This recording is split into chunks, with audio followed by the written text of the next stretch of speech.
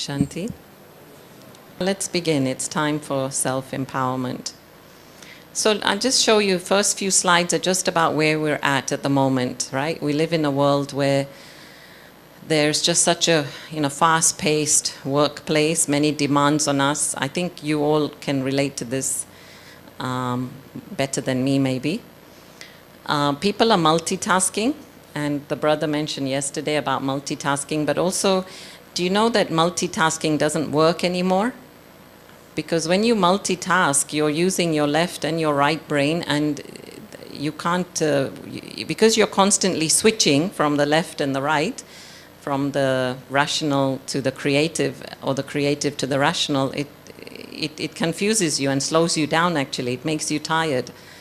So they're saying multitasking doesn't work anymore. Then there's always a shortage of time, right? We never have enough hours in the day to do the things we want to do. And we work like machines. We are non-stop.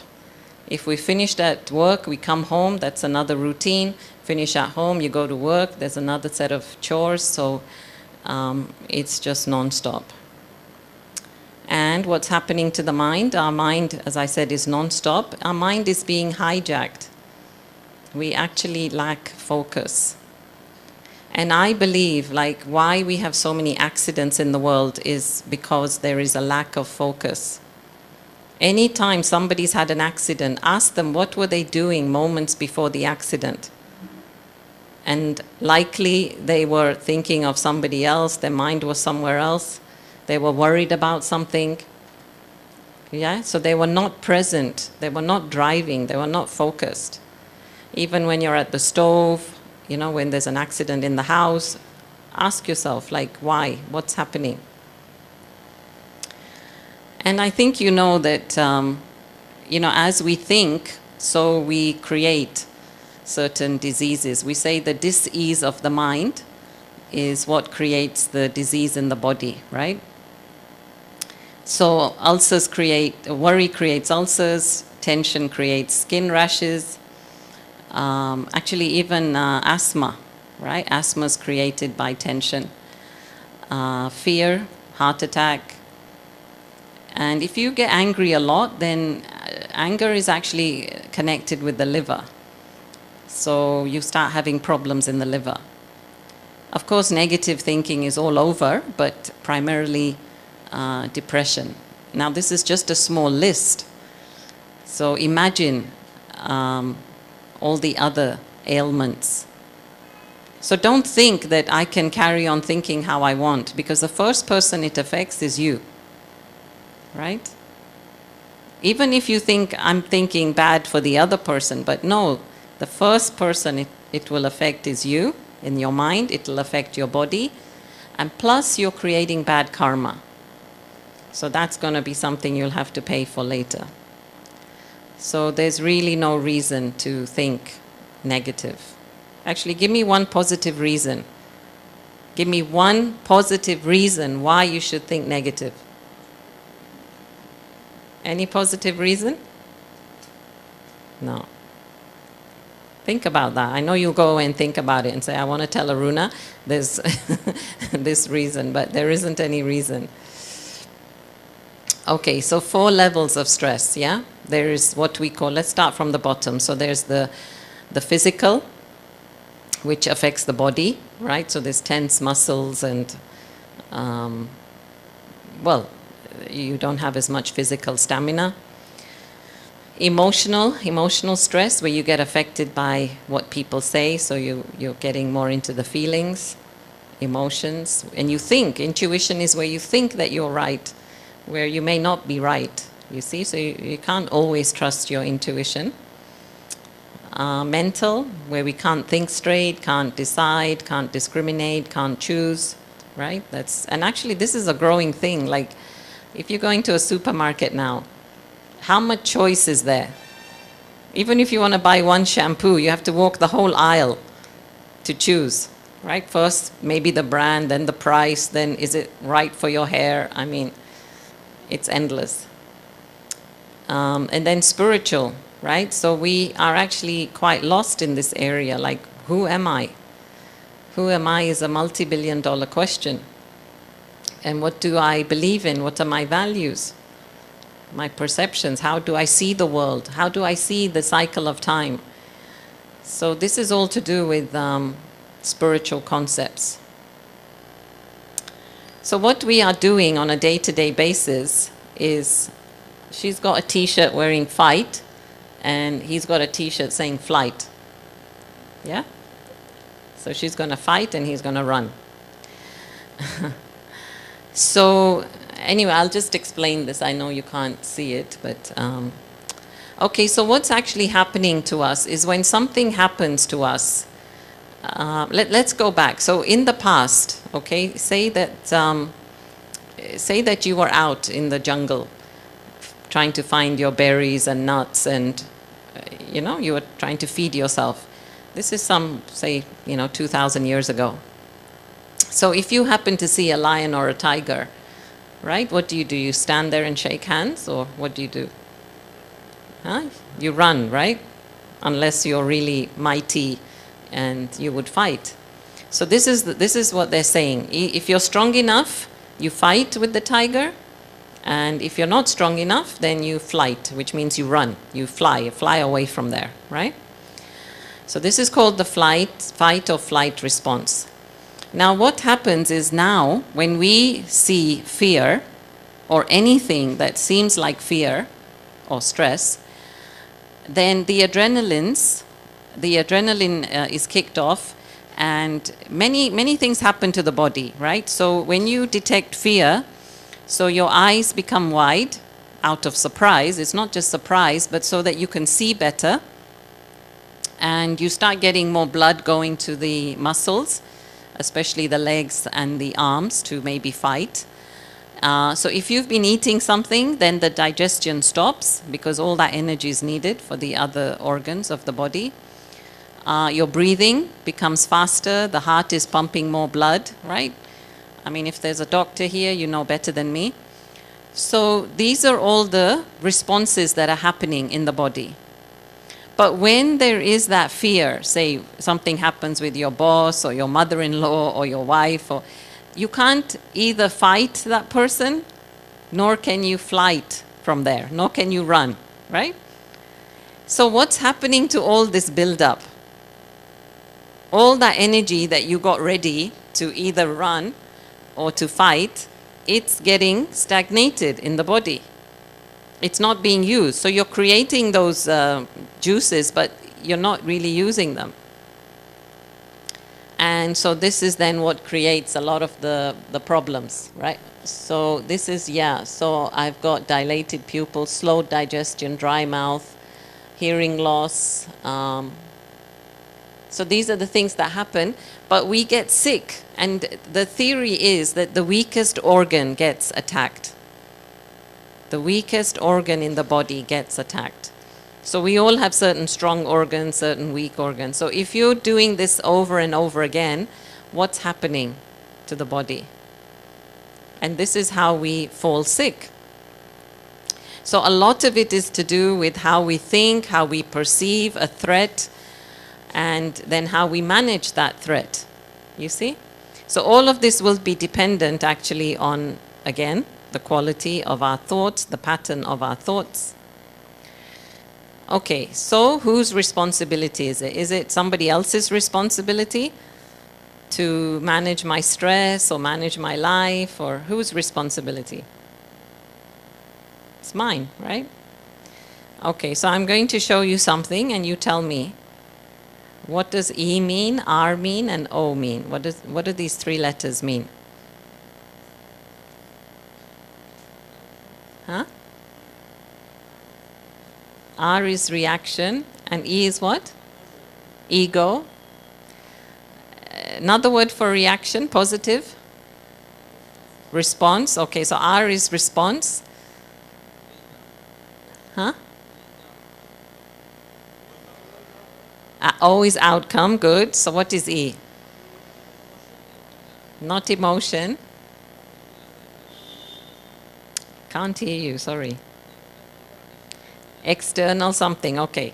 So it's actually event, okay? And this is a clue. Oh, it's not moving.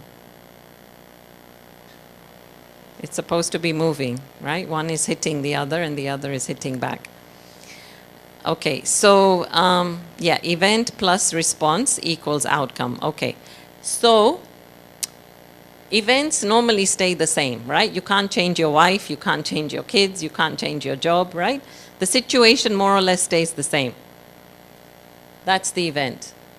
You want a different outcome, so you have to change your response, right?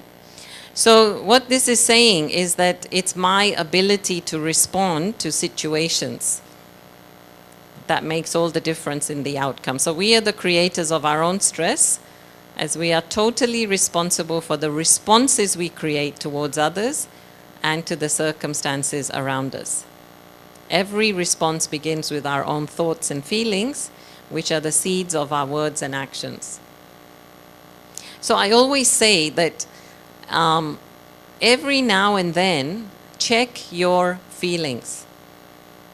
In fact, I did this exercise for a month, like paying full attention to it. And depends, every few minutes or every few hours, depending on what I was doing in the day. But I paid attention for 1 month to check my feelings. Because your feelings will let you know what's going on. In fact, your feelings are, you can say, the connector between your thought and the world. So don't just say, I feel good or I feel bad. No, try to zoom in. I feel good means what? I feel proud, I feel excited, I feel encouraged, I feel, try to zoom in on the feeling. And if it's positive, do more of that. And if it's negative, then be conscious that I don't want that, so let me put something in its place. Okay, so there's something I say that there's two ways of making effort. Okay, one is to push away the negativity. Right? I don't want to be angry, I don't want to be poor, I don't want to be restless, I don't want to be irritated. This is like pushing. Or you can use the pull method, which is, I want to be powerful, I want to be peaceful, I want to be strong, I want to be motivated. So you're focusing on the virtue, because when you focus on the virtue, you're actually giving energy to the virtue. And if you focus on the negative, then you're still giving energy to the negative. You're still reaffirming that. Because the mind doesn't recognize the not. Yeah, I don't want, or I don't want to do that. The mind will see the image, and the image is of anger. So use the pull method, focus, and create the right feelings. And this is what we're trying to do with meditation. You create the right thoughts so that you create the right feeling. And it's the feeling that actually empowers you, motivates you, right, to do what you need to do. Because imagine like you wake up in the morning and you're not feeling good. Are you going to go to work? Are you going to talk to people nicely? Are you going to clean your house? Are you going to cook? No, so it's the feeling, right? So that's why we have to be in good feeling all the time. So anyway, try that. I leave it to you, but try to manage your feelings as well. So yes, a fast car is difficult to control. A slow car is much easier to control. And I did emphasize this yesterday, and I'm going to emphasize it today, that a slow mind does not mean unproductive. It does not mean inefficient. Slowing down your thoughts. In fact, if you take time to slow down your thoughts, you actually get more done. Because as I said earlier, you are more focused. So when you are more focused, then all that attention goes into that, and you're not distracted, and you get the job done. Right? So if the mind is going fast, I mean, the reason why you drive a fast Ferrari, anybody has a Ferrari here? Don't be shy. Well, I don't have one, so. Okay, so if you had a Ferrari, it would go very fast, right? Something like 300 kilometers an hour. Does it go that fast? Yeah, okay. So the only reason why you go that fast is because you have the brakes. You would never go that fast if you didn't have powerful brakes. Because you know you can brake at any time, you're going that fast. So that's what I mean. Like, we might think, oh, I'm so smart, I can think fast, I can do many things at once.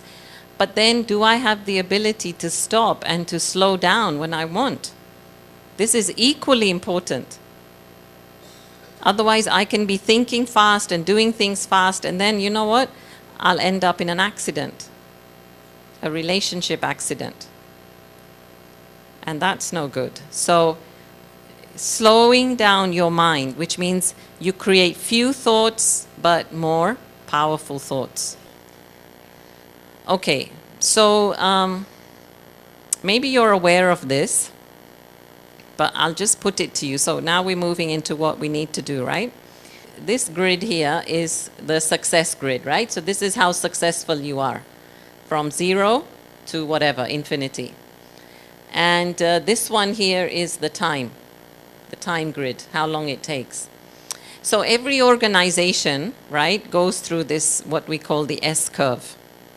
So the S-curve is where, say you create a product, okay? Whether it's cars or anything, absolutely anything, right? Washing powder, chocolates even, anything. You create a product and you put it out there to the people. And what? I mean, after some time, people will stop buying it because now they want something different. They want something new. It's just psychology that people seem to want something new. So every company knows this, and every company knows really what this is, what is the length of time it takes for a product to become outdated, right? Okay. So what they start doing is, as this product, as they feel this product start to outdate here, they kick in a new product, right? So here it is, a new product. So it takes a bit of time for people to get used to it, and then it takes off. So, and it could be just simple, like as you saw with Kit Kat, right? What did they do? They put some orange in the Kit Kat. So it's the same Kit Kat, but maybe orange flavor. Or the wrapper has changed. Or with washing powder, they say, oh, now with blue crystals. You know, not white crystals, but blue crystals, right? So just minor changes they make, and then they're good to go for another little while until they have to kick in a new idea, right? Or a new invention. So these are I'm using this because it's so typical out there. I'm sure many of you know this. That we too, right, in order to keep ourselves empowered and motivated, and I speak from my own experience. I mean, as you know, I've been on this path a long, long time. And I've had to keep myself motivated because it is very easy to think, oh, I've done that, I'm doing that, now what, you know? So it's not necessarily motivation from the outside. It's motivation from the inside. And luckily, well, I think luckily I'm a creative person, so I come up with things of how to think. As I told you, I experimented with feelings, and I've experimented with other emotions. I practice a virtue for a week. I mean, even in our center, we encourage that we focus on certain themes or things. And it just keeps that newness alive. And then you also experience this knowledge in a different way, in a different light. So what I'm trying to say is, right now, okay, this is the question, yeah. This is the question. In which phase are you right now, right? So just look at your lives, take a moment, right? So this is the birth, this is growth, this is maturity, and this is decline. Okay?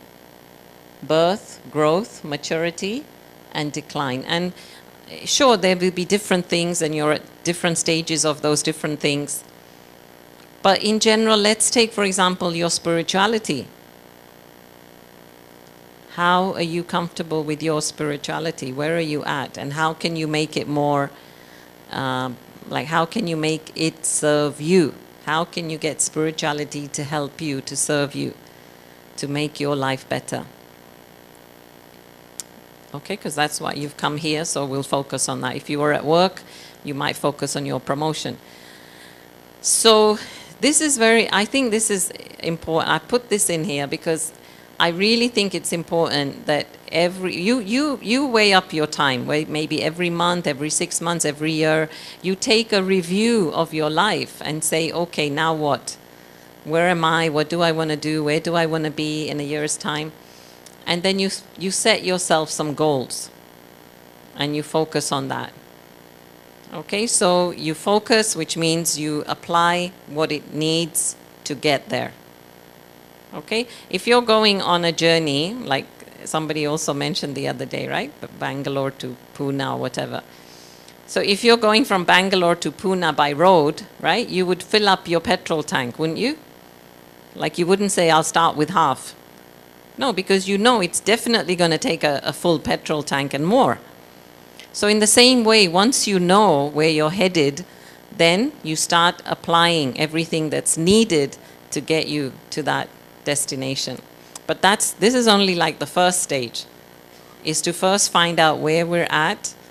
And if there was more time or a longer retreat, we could do a timeline exercise where you find out, right, from when you were born to where you are now, what has been your peak moments, what have been your low moments, and then to actually read that graph and see where you might be headed from here on. Okay, so this is not my chart. It's actually Joel and Michelle Levy, who actually live in Seattle, and it's their book, Living in Balance.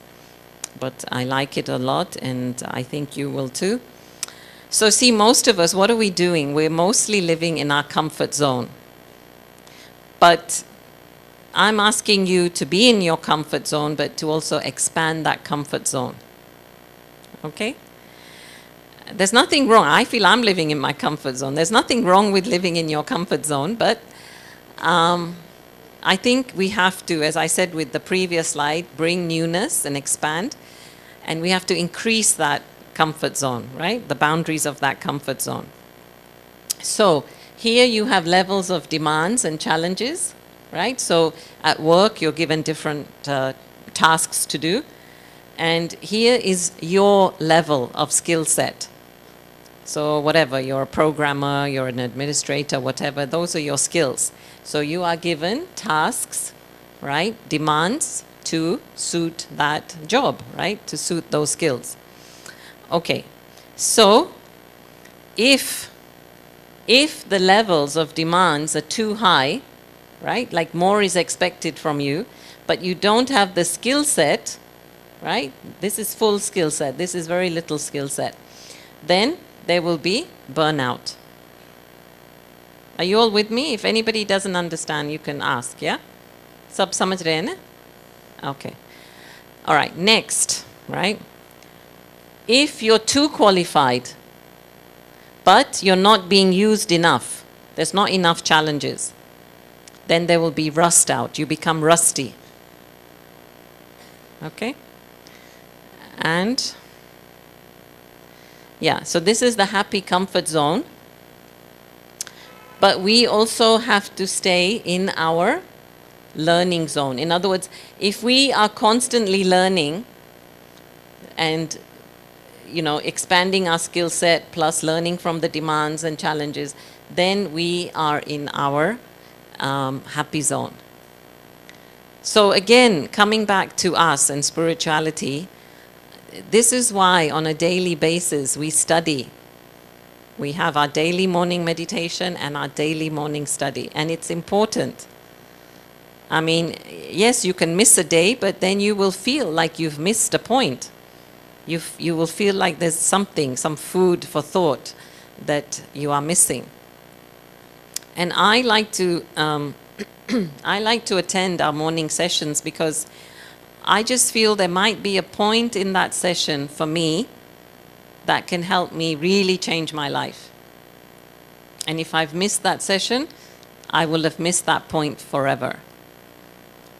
So this is why I attend our morning meditations and morning class of knowledge. So this is, think about your life again, and this is where you want to keep yourself, right? In the learning zone, but parallel to the comfort zone. Yes, be comfortable, right? We're here to have a happy life, what we were saying yesterday. Not going to deprive you of having a happy life, but at the same time, make sure that you are learning things and increasing your spiritual tool set, your spiritual skill set to be able to deal with the demands of the world. And what I mean about this is your powers, right? I think some of you might have taken the Raj Yoga course, the 8 powers: power to pack up, power to tolerate, power to face, power to judge, power to discriminate, power to adjust, power to withdraw, right? There's 8 powers.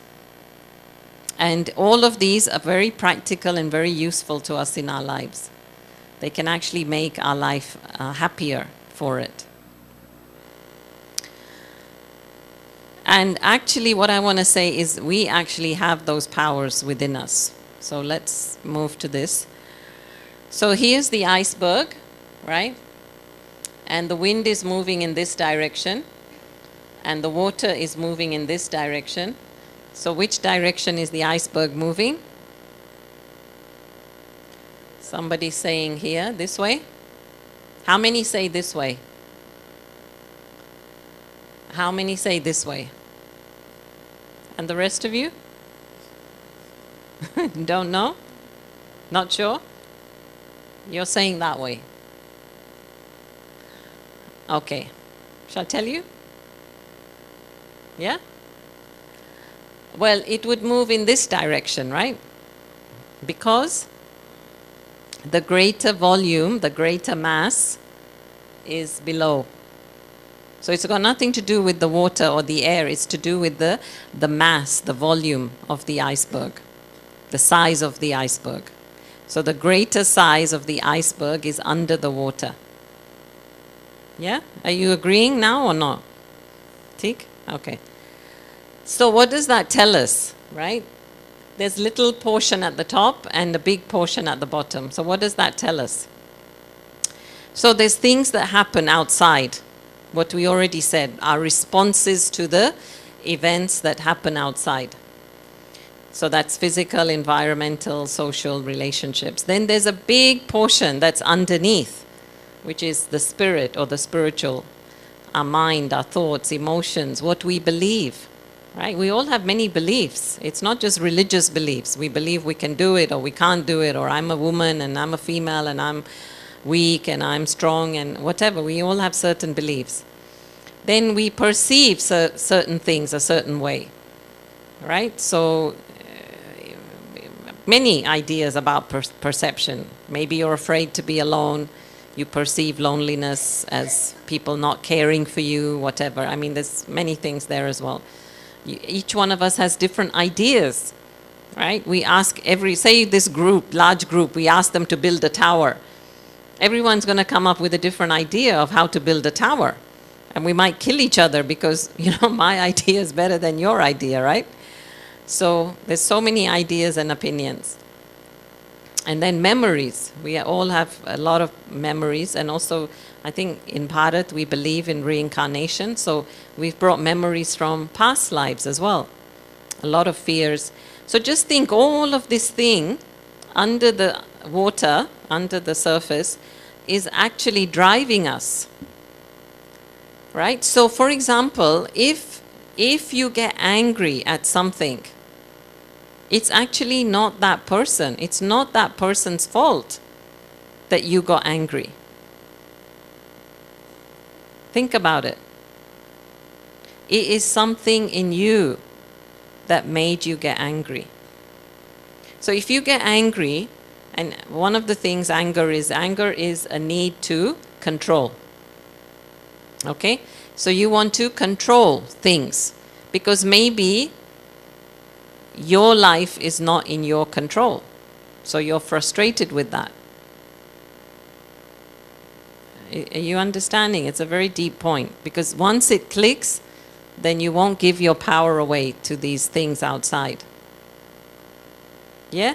Ask yourself, when you're angry, what is it that you're trying to control? And you will find that you're actually trying to control you or your life or something inside of you, like your greed or whatever. There's something inside that you're irritated with, which comes outside externally as an irritation.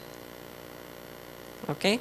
Back to the greed, right? The greed. Why we want things from outside? Because we have not looked inside to find out what we have inside. Once I look to see what I have inside, I don't need those things from outside. We are content, right? Santusht. Absolutely content. So there's a lot of stuff underneath that needs processing, actually.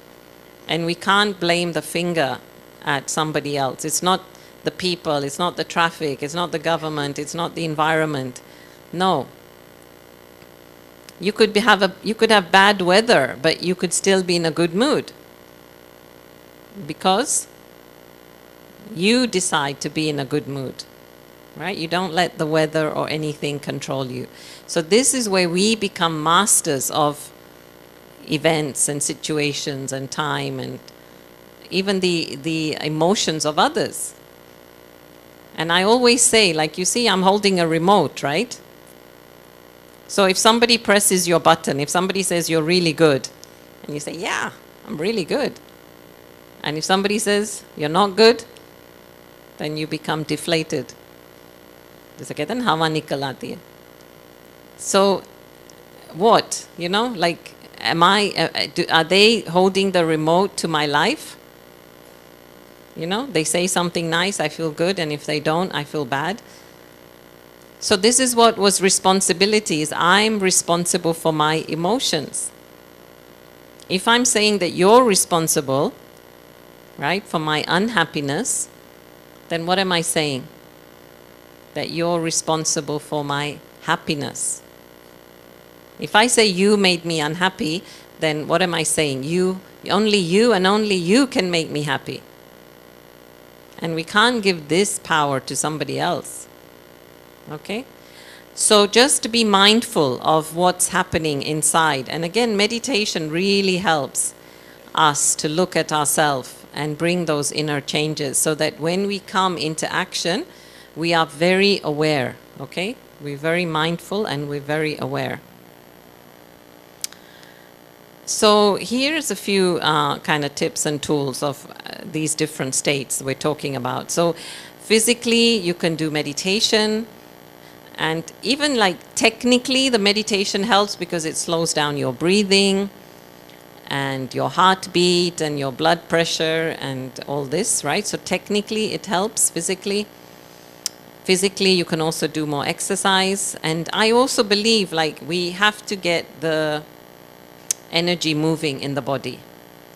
Yeah, so I know you might think that we sit and meditate all day. It's not like that. I mean, as you can see, I mean, this place is working like a machine, right? Everything is working on time.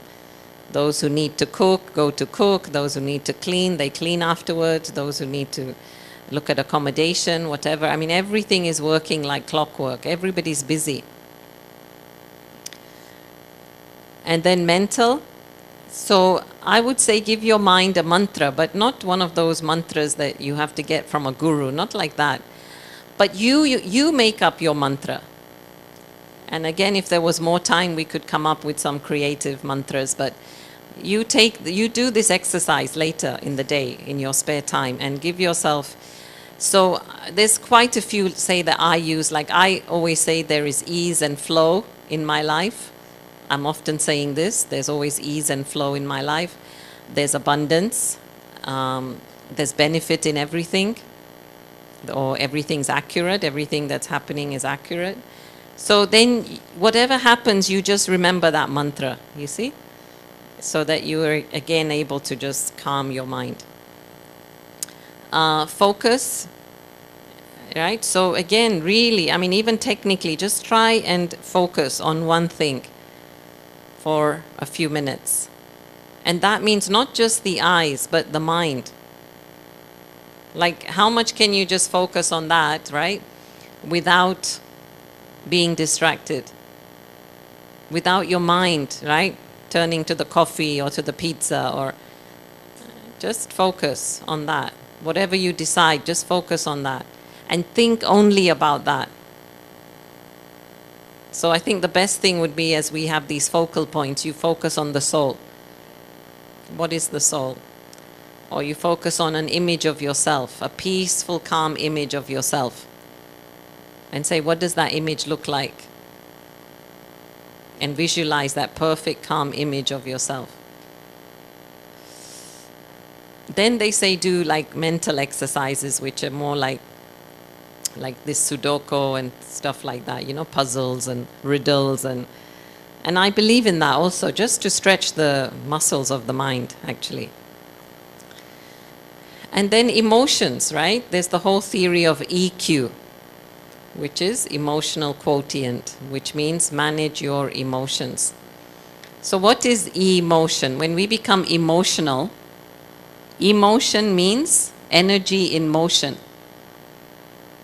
So we're actually meant to be in feeling, not in emotion. Emotions are like anger. Emotions are like fear. Emotions are like irritation. But feeling is calm, peaceful, benevolent feelings, positive feelings. Because emotion is more like this. It brings me up and down, right? Whereas feelings are more stable. You are moving along that feeling, but it's more stable. You're more in control of yourself. So this is the mindset we need to create, that I need to. As I manage the emotion, I'm more in a feeling state, in a being state. And then with the spiritual, all these words, right? Awareness, consciousness, being present, mindful. That's another thing I experimented for some time as well, is just be in the now. How can you just be in the now? So wherever, like you go from here out there, you're in the now, which means no thoughts of what just happened and no thoughts of wanting to do anything else. Then you go to the dining room. Again, just be present. Just eat and just be present. No thoughts, no worries about, oh, am I going to get my sleep or not? Or, oh, we wasted so much time there with Aruna just now. No. You know? Just be present. Just be in the present moment. And then values, right? Spiritual, really exercise values in your life. Be ethical. And it's not just spiritual values. Now there are a lot of other values that the world is becoming more conscious of. So be mindful of all the animals, right, that are being eaten or being used for fashion or whatever. Be mindful of the environment. How many trees we're cutting down and how much rubbish we're putting into our soil or water. So these are values. Create some values, because this will make you passionate, actually. These values will make you a better person. And you will be, you know, you will feel better for it at the end, whatever is the end. And as the sister was, Binduben, right, was saying yesterday about finding purpose and meaning. It's so important. And they've done many research that, you know, when children leave home for university in the West, then, you know, mothers especially, they don't know what to do. They don't know what to do with their life, because their purpose was to feed the kids and, you know, to bring them up, and suddenly they've gone away to university and they lost their meaning. They lost their purpose. And many times, have you not seen this? In fact, 2 couples in the last 2 years. So one person dies and a few months later the other one dies. Because they were kind of living for each other, with each other. But as soon as one went, the other kind of lost hope. You see? So, oh yeah, and the other thing I'd like to say is Dadi Janki. You know, she came to England when she was 59 years old. She came from Pune to India, Pune to London when she was 69 years old. 59, sorry.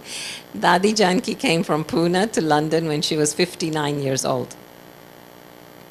Now just think, would anyone think of starting a new job or a new career or any new project at that age? But Dadi suddenly got a new, leash of life, because suddenly there was the whole world to be served. Yeah, it wasn't just Bharat. From 1971, service started abroad. And then she was traveling to all these countries and really selflessly helping all these people. And so for me, it's like that's her second life.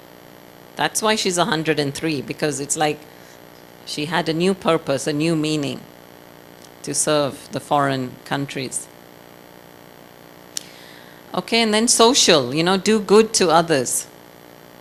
And I would say like volunteer, or, there's so much happiness and blessings received from doing good onto others. Because it makes you selfless, There's an act of just doing things selflessly. We all do things for money, so that doesn't make you any different. But when you go out of your way to do things for nothing in return, it's just such a good feeling. And remember what I'm saying? You have to be in a good feeling, right? So do what you need to do to be in a good feeling. So help others. Volunteer, whatever is around you, like help others.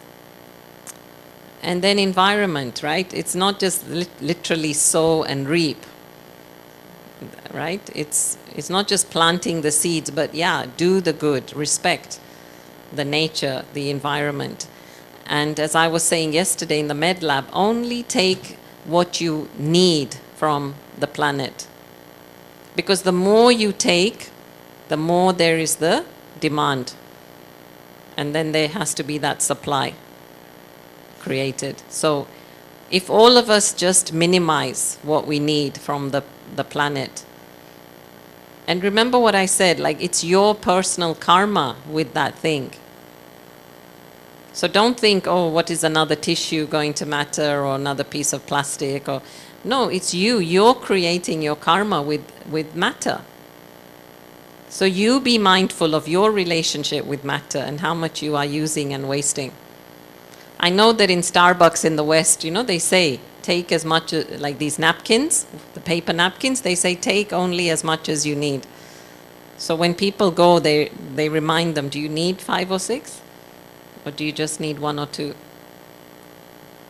So all of this makes us more conscious, we start to respect everything and everyone. So I think all of you know, right, that we have four pillars of, or let's say 4 pillars in Raj Yoga meditation. And we say in Hindi, Gyan, Yog, Dharana, and Seva. And all these 4, you can say, are like the 4 legs of a chair. So we need to be balanced in these 4. If we don't have one, right, in order, then we're not balanced, like we're not comfortable. So there is the acquisition of Gyan, right? So now I'm just sharing with you some of my experiences, as you've heard other people share. If you go to the center, you get other knowledge. So we acquire the knowledge, right? So the knowledge is like information. So this information has to be digested for it to become our blood, as I said yesterday, right? Let this become your blood. So what translates the information to your dharana is actually the yoga. When I take this information, what am I doing in meditation? I am, we say regurgitating it, like a cow. Like a cow eats the grass, right? As he's standing. As he's standing, he eats the grass. Then he goes, sits down somewhere. And what he does is he brings it up from his stomach again, and he chews it even more to make it a liquid. So here you're taking the knowledge, then you go and you sit somewhere for meditation, you bring up that knowledge again, and you reflect on it. And you say, okay, how can I apply this to me? How can I, help to make this, make a difference in my life? So the meditation puts you in, let's say, in another zone. Like Dadi said very beautifully yesterday, the silence, you see? Dadi was saying all of you are more like scientists and you have to be more silent. So in the silence, in the meditation, I'm able to process and see the point, right? So we say, okay, like let's take the point of Lakshmi Narayan, and many of you had that frame day before yesterday. So say, for example, you look at the picture of Lakshmi Narayan. And yes, it's very beautifully decorated, and right, there's one at the back. So you look at that and you say, okay, how does this apply to me? Right? We say that Lakshmi Narayan is our aim and object, the aim and object of perfection, a perfect man and a perfect woman. So how can I relate to that? What can I do to become like them? And if you look at Lakshmi, she's probably more prettier, right, than Aishwarya Rai, right? But why is it that we never have any impure or bad thoughts for her? Have you thought about it? And same with Narayan, probably more handsome than Hrithik Roshan, right? But why is it that you don't have, why we don't have impure thoughts for them? Yeah? And both of them are in their power. Lakshmi doesn't need to hold the hand of Narayan and say, oh, I need you. Yeah? Lakshmi is in her power and Narayan is in his power. So each one is full and complete. And this is what we need to get to, is our completion, our wholeness. Like we should have all the divine virtues and qualities in us. That's what makes us perfect. What is perfection? Perfection is when there's nothing missing. Everything that could be done is done. That is perfection. You see? So I've just given you some of my thoughts on how I would churn this Lakshmi Narayan picture. Do you see? So in the same way, you would take a point of knowledge and you would reflect on it, and then I would start applying that to myself and say, yes, I want to be like that. So there's the knowledge, there's the yoga, and then dharna, dharan karo, like bring it into your life. Right? Dharna is very close to dharma. So dharma is your religion. Dharna is your way of life. So your dharna needs to become your dharma. Your way of life needs to become your religion. Why do we say that there are no policemen, no lawyers, no judges in heaven? Because there's no one to correct anybody. Everybody knows exactly what they need to do. Right? And we always say kingdom of heaven. Do we say democracy of heaven? No. Or the capitalism of heaven? No. It's always, kingdom of heaven. So there's a kingdom. There's a king and a queen, and everybody knows what they need to do. So this is what Raj Yoga is teaching us, is that each one of us knows exactly what we need to do. Once we know what we need to do, then we don't need the law and enforcement, because we know what we need to do. Back at your company also, like if each individual is responsible, right? In fact, there is this story of this young man. This is some years ago now, some maybe 15, 18 years ago. There was a man who inherited his father's business in Brazil. And his father had a different way of handling the business, and he had a different way. So when he came into power, he decided to, change some things. Because he's young and he's educated, and he thought, let me try some new things. So what he decided to do was he said to the his HR people. He said, look, I'm going to do things differently from my father. And so he said, first of all, you give them, ask the employees what time they want to work. Give them the freedom to work their hours, right? So not that they come 9, they leave at 5, no. Ask them when they'd like to work, so long as their job gets done. That was one thing. Second thing, he said, leave all the stores open. I don't want them locked. And already there was a 5% theft rate, right? So 5% chori, right? Hoti thi. So he said, leave the stores open. Okay. Then thirdly, he said, overalls, right? So they had to wear only one color overalls. I don't know which color, but it was only one color. He said, give them a choice of which colors they want to wear. So, maybe, basically giving the employees more freedom. Okay, so the HR executed all these instructions. And then, do you know what happened? So basically, yeah, they chose their hours, but they really stuck to their hours.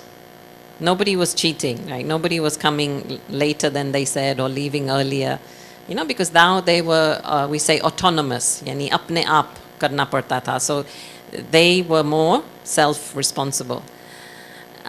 Overalls, they had a big discussion, this and that, and then they themselves decided, no, one color is fine, and I guess this color is fine. So now they were wearing those overalls with love. And then the theft rate, right? Can you believe even after the stores were open, the theft rate was still the same, 5%. So those who were stealing were still stealing, but they weren't more just because the stores were open. So what is this saying? This is saying that when we become more directed, self-motivated, then we can create like a kingdom of heaven. And this is the case with all of us right here in the Brahma Kumaris. Like each one of us is asked to be responsible for themselves. That's why dadis can lead with love. Now, yes, there may be one or two that, we say, jaise tera ho jata hai. And then, yeah, they are called up and they are, given some advice, and maybe sometimes they're told, well, you don't fit in, you might have to leave. So, but mostly, 99%, everything is handled with love and care. And only when that doesn't work, then we apply the law. So this comes back to our dharna, okay? And then the last aspect of seva. So what will happen? Like if you already feel like you are benefiting, right? And you have so much happiness, you cannot but tell others about it, right? So for example, if, say there's a sale somewhere, I don't know all your department stores, but I don't know, name me a department store. Huh? D-Mart. Okay, yeah, good, D-Mart. Okay, so you have a D-Mart in maybe all the cities. So there's a D-Mart sale. So the mothers, the women go to the D-Mart and they find that something is on special offer. Would you not phone somebody else, your friend, and say, hey, you know what? There's a special offer in D-Mart. Why don't you get it there? You would do that, right? Yeah. So this is the thing. When you're benefiting from something, you would immediately tell somebody else. Or you hear a good piece of music and you share it with somebody else, or you see a good movie, you say, okay, you know what? You got to look at that movie. Like anything that you benefit from, you want to share with others.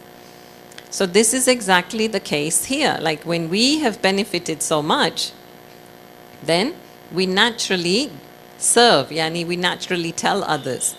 And this is the aspect of seva, is each one. And I've seen this, because I started in London very early when everything started. So I have seen how the seva has spread all over Europe and Africa and North America, South America. I mean, I've been observing. I went to a few places myself, actually, but generally I've been seeing how things just spread. In fact, where I am in Kuwait, one lady from Kuwait, a Kuwaiti Arab, she had come to Oxford, London, Oxford, England for a retreat at our retreat center, and it was a Living Values in Education retreat. So it was a retreat all about how to bring values into education, and she was running a school. And so she came, and then after the retreat, she said, but I feel there's more to this knowledge. You've just shared with us values, but I feel there's something else. So Sister Jenti was there, and Sister Jenti said, yes, you're right, and there is a meditation course. And she had kept 2 days to go to central London and do shopping, everything for her kids. But she decided not to go shopping, and she decided to do this whole crash course in Raj Yoga meditation. So all day, one sister was with her 2 days and gave her the whole course from beginning to end. And then when she went back, overnight, there was overnight transformation. And she's the one who started the service in Kuwait. And then Dadi sent me to kind of be with her and, you know, give her company. And I remember when it was just 2 of us. And even that has grown now, where we now actually need a bigger house. We have a big house, but we need a bigger house because the service is just growing. So you can see how really when somebody benefits, you will naturally share that with others. But the point is, all this has to be balanced. That's the other point. It's not that you just like Gyan, but you don't like Yog. Or you like Yog, but you don't want to put it into your life, right? No dharna. No, all 4 have to go together. And I thought this is very interesting, right? We normally use the picture of the Trimurti, right? Brahma, Vishnu, Mahesh, or Brahma, Vishnu, Shankar, Brahma, Vishnu, Shiva. So this can be easily applied to us, actually, right? In terms of the theory of our success. So, yeah, sorry about that. So basically, for sustained growth, right, we need to abandon the past, right, which is more like the Shiva, preserve our future, or preserve our assets, and that is more the Vishnu, and then become ruthless and kind of get rid of and clear in order to innovate, right, which is the Brahma. So in your life as well, you can look at this. What is it that you need to get rid of and discard? What is it that you can keep with you, which is good, which is working for you? And thirdly, what is it that you need to initiate and create? Do you see? And this again takes time and reflection, so maybe use this afternoon for all these exercises. But in order for me to be empowered, okay, and I'm talking about empowered, I need to be feeding myself new information, new food.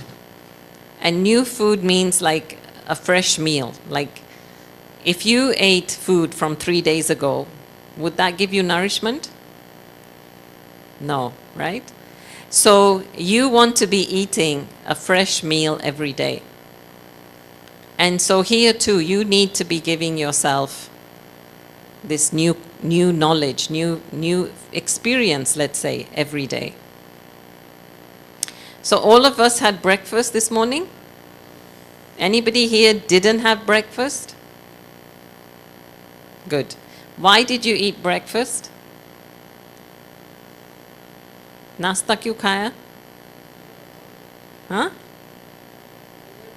Energy, yes. And if we didn't feed you, you would be sleeping now, right? So you eat to give yourself physical energy. So this is power, right? Food is power.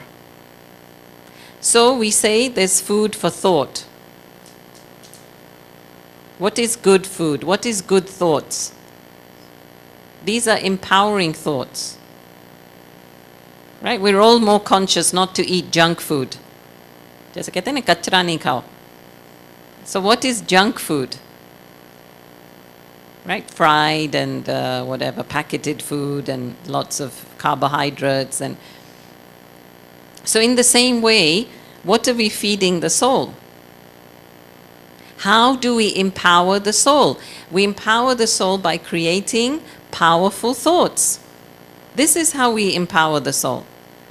So if you think you are weak, you will be weak. But if you think I'm powerful, you become powerful. Yes, really, you do. Once you say that you are powerful, you become powerful. Do you see?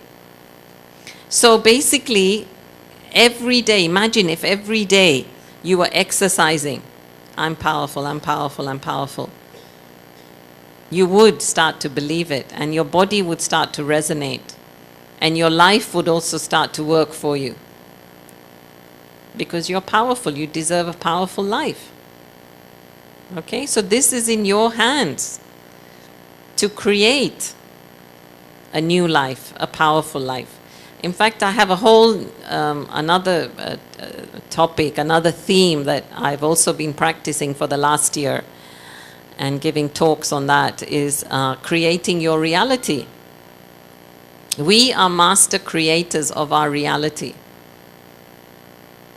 We can create the life that we want. So I always say there's enough money in the world, right? Why isn't it coming to me? Because I don't feel I deserve it. Huh? I'm not attracting it, exactly. Okay? And also there's maybe the fear. What would I do if I have so much money? Yeah, I might have to give it to my relatives. And I don't want to do that.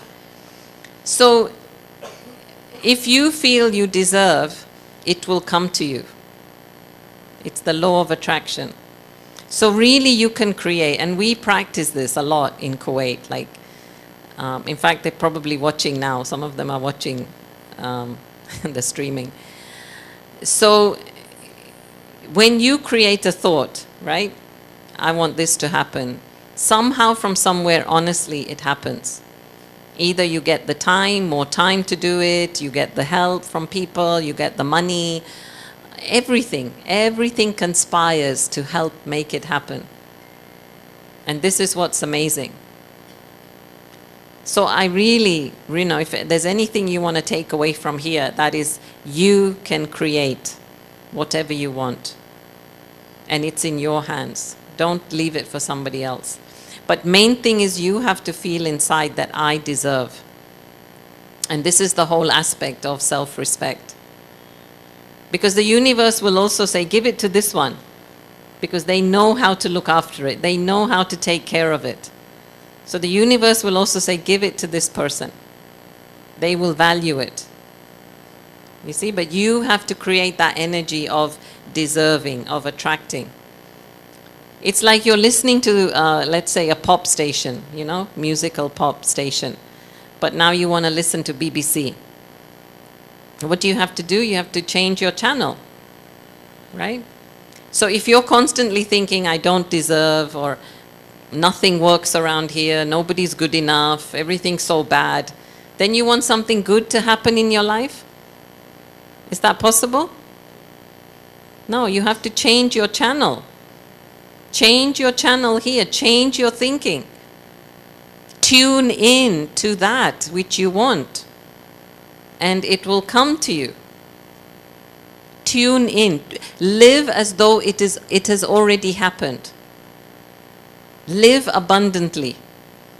Like I always say, does everybody in this room have enough money for today? Right? Here you don't have to pay anything, but imagine if you were living, you have enough for your roof, you have enough for your food. So are you not rich? You're rich, right? So every day live it like that. I'm rich, I'm rich, I'm rich. I can afford, wow, I can afford this meal. Wow, I can afford AC, fan, heating, whatever. And you create that, abundant consciousness. Really, it really works. Okay, so just one or two more slides. Yeah, so I think this is interesting too. So how can we make things happen? I think it's quite explanatory. We need focus, the will, right? Wanting to do it, and capability, like capable skills. So if you have focus, if you have a capability, yani kuch kala, and you have focus, yani dhyan, kuch kala hai aur dhyan hai, then you could do it. Shayad kar sakenge. That's here. If you have a capability and you have the motivation, you may do it. You might do it. Okay? And if you have focus and will, then shayad karenge, you would do it. But if you have all three, which is here, then you will definitely do it. So when it comes to our life, we need the skills, we need to focus, and we need the motivation of why we should be doing it. If any one is missing, it won't be complete.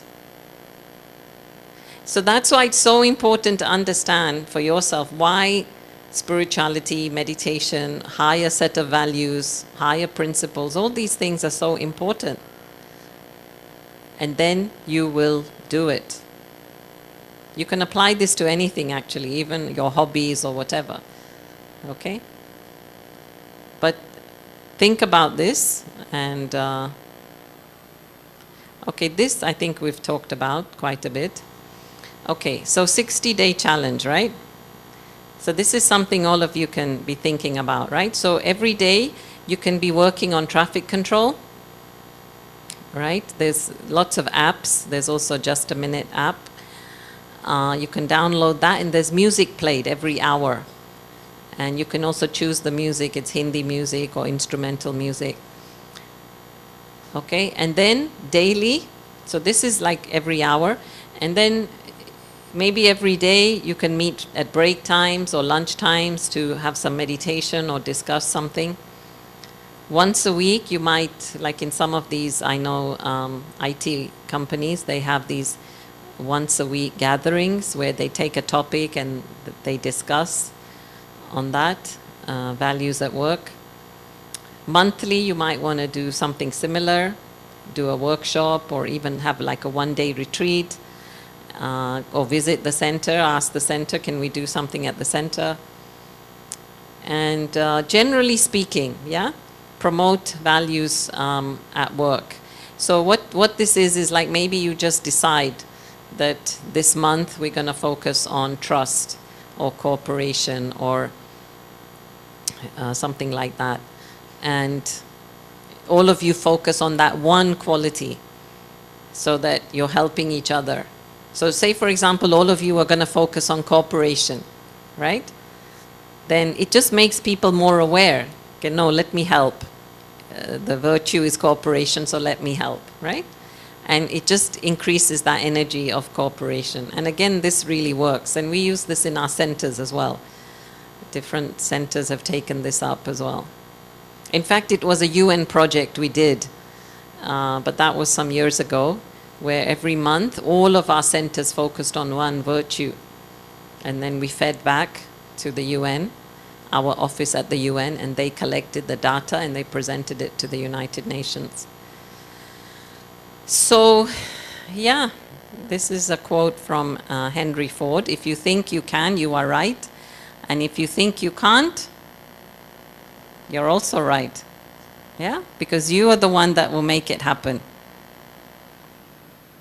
So this is my blog. I think some of you know. So you can follow the blog if you want. And there's meditation commentaries on there. And I'm trying to add more things, but there's just not enough time. And there's also, yeah, a free download of one of my books, which is Conflict Resolution. So this is good for people at work. There's lots of tips and tools on that. So you can download that book and print it, or just have e-version. And okay. So I'll end here. I've left a few minutes if anybody wants to ask any questions. And then we can finish. Any questions? Sorry?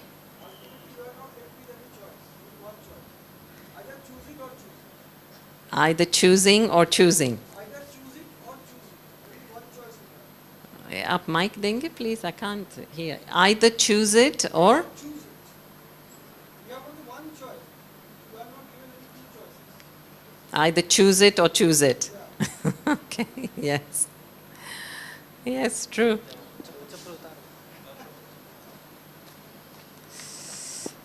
Anybody else? So you're all good then. You're all like ready, right? For your new life? Good. Om Shanti.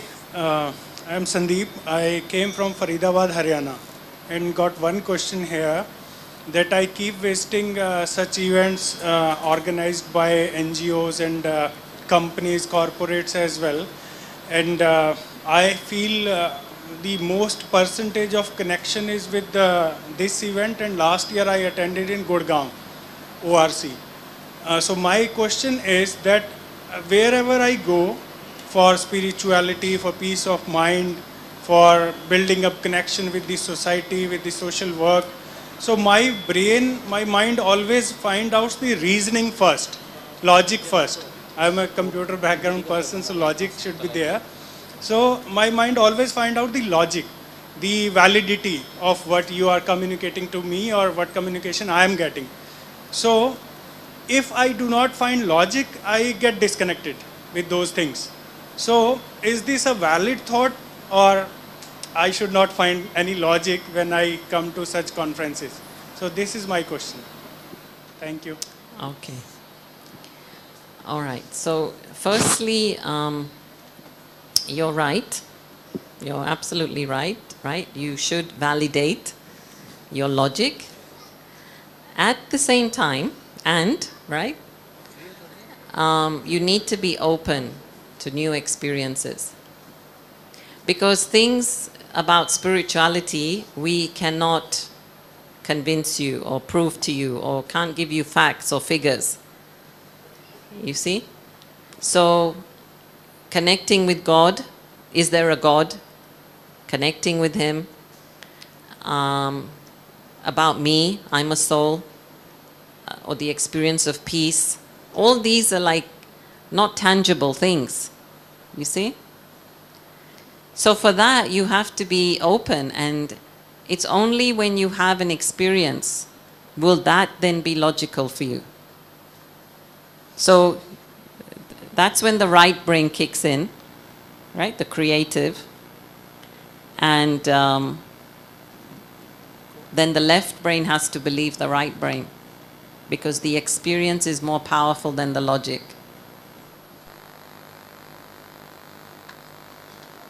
Is that okay? Thanks, sister. At first, warm regards for your devotional speech. So, being an atheist, I believe in spirituality, but I have a question. Like, as you said now, there are no cops and police in heaven. Okay, so I couldn't understand that. So, because I have not seen heaven, so how it is? Okay, so back to what logic tells me is there shouldn't be cops and police and in heaven. This is what my logic tells me. Yeah, back to this brother's question. Because when were the cops, the police, the judges, when was the law created? The law was created when we started doing things not according to our values. When we started breaking our inner laws, that's when people started needing to control us. You see? So when we all become powerful, then we don't need a world where people will manage us or control us by law. That's what I mean about there will be a world in which every single person knows exactly what they need to do. You know why? Because we are all masters. In the golden age, in heaven, we are all masters. If somebody has to give me some advice, I'm not a master. So each one will know Whatever our position is, and there are many positions, but each one will know exactly what they need to do in their position. Is that answering your question, or you had something else? Yeah. So this is what I'm saying. We all need to come to that point where we guide ourselves. We tell ourselves what we need to do so that somebody doesn't have to rule over us. You see? See, in the golden age, we have Lakshmi Narayan, but there's not the feeling that they're ruling over us. They are like our ma-bap. They are like our carers. Not like they're bossy and controlling us. It's not like that. That's not the relationship. You see? So here, like now with the dadis, right? It's with love. And we accept them as our leaders. We accept them as our seniors. And it's that natural relationship. Okay? Om Shanti Didi. First, I would like to thank you for such a good session and enlightening us with such a good session. So really, this is an eye-opener for us. And first of all, I would like to express my feeling. What I feel, this place is a heaven. This whole Santiban is a heaven where there are no cops, no lawyers, and where, yeah, and where I'm experiencing a totally a different world which is not present outside this boundary. So what I feel, the kind of environment, the kind of family feeling that I'm getting here, and the values which has been taught to us within 1 or 2 days has been an eye-opener. I haven't learned this lesson in schools or colleges. So I just wanted to ask a very big question or just a small question. Can these values or the eye-opener lessons can be introduced in our schools in a way so that it can help a lot to elevate people from the sufferings that we are suffering now? So that's my question. Yeah. Thank you. So yeah, there is a whole curriculum called Values in Education. And actually the Brahma Kumaris had started this project maybe now 20 plus years ago. And yeah, so I know this is all being recorded, but I'll be diplomatic as possible. So Brahma Kumari started the project, but then what we found is that when it went into some schools, they felt that it's the ideology of the Brahma Kumaris, you see? Together with values, they thought it's also ideology. So Dadi Janki actually took a decision and said, okay, make this separate from the Brahma Kumaris. And so there is a whole committee set up which is separate from the Brahma Kumaris, but Brahma Kumaris gave birth to the project. But since then there are many people who are not Brahma Kumaris who are also part of that. There are trainers and many things. It's all over the world now.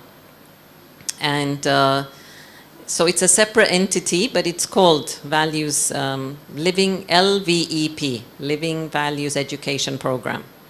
So you can Google that as well, and that's happening. And then you can have trainers come over and train the teachers of how they can include values into the curriculum. So in fact, this sister from Kuwait who started the center, she came for her training about 15 years ago. Actually, she's left the body now. That's why I'm talking in the past tense. She developed cancer and left her body. But she's the one who started the seva in Kuwait. Yeah. Anybody else? I think that's enough. Just to add on to I think what the brother has said, I think we are really blessed to have you here, and we are all really fortunate to be part of this session, I think, this retreat. I think there are so many questions which are actually coming to my mind, but maybe at this point of time, I will just to respect everybody's time. You did mention about having some karmic account with the matter as well. So of course, suppose if I'm using say 5 napkins or if I'm using 1 napkin, still I'm If doing you're using what? 5 you said tissue papers Yeah, for yeah. that matter, and if I'm still wasting 1 Yeah. tissue paper, still I'm creating some kind of karmic account. Am I not? You are, but yeah, so at least you're reducing Yeah. your karmic burden, right? So at least you're only using that which you need. And then out of that, then you try to, yeah, even minimize that. So now I've seen actually many videos, they're coming out of India, which is where people travel with their steel bottles and, you know, people are encouraged Yeah. not to use plastic bottles and things like that. So you are, but at least you're reducing, and then with time, you reduce that. Sure. Yeah. Thanks. Excuse me, I have one question. Can I ask that? Where are you? Yeah, sorry. Why don't you stand up Yeah. so they can see Om you? Shanti. Yeah. So, one of my relative is a firm believer in karma. She's no more, but she was a firm believer. And so she faced physical abuse at home. But she never voiced it out because she thought it's her karma and she can't escape it and she has to fight it. Now, some might consider this a noble thought or a mature thought, but isn't this also harmful in various ways? Like, Yeah, is yeah. such kind of acceptance justified, or she shouldn't have thought that? Like, what is your opinion? Yeah, definitely. She should have voiced up. And we believe, I mean, why we tell you about karma is for 2 reasons. In fact, karma is one of the main lessons of our meditation course, both in India and abroad. We also introduce karma in all the centers, right? In Europe, North America, Middle East.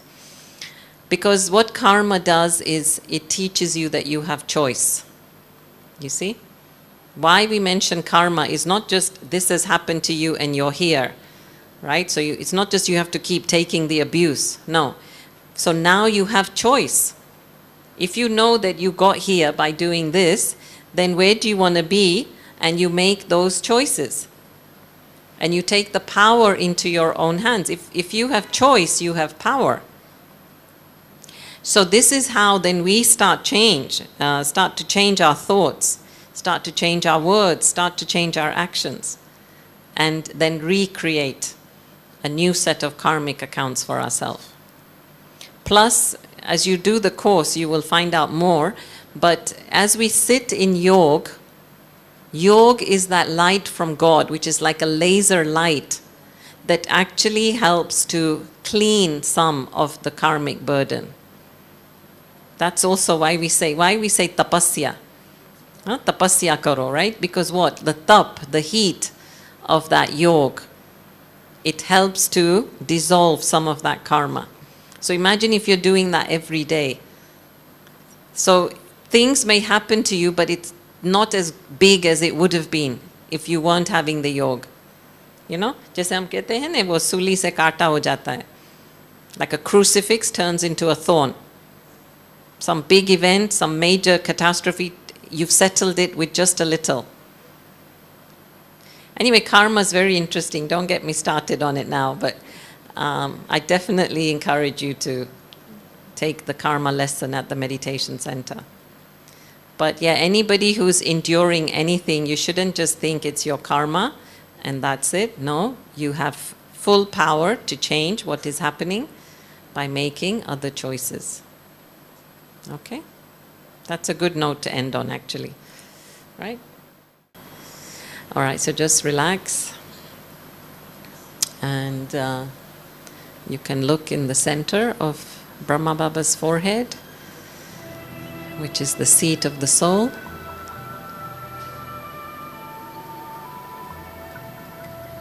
So right now, I'd like you to create a very powerful thought for yourself.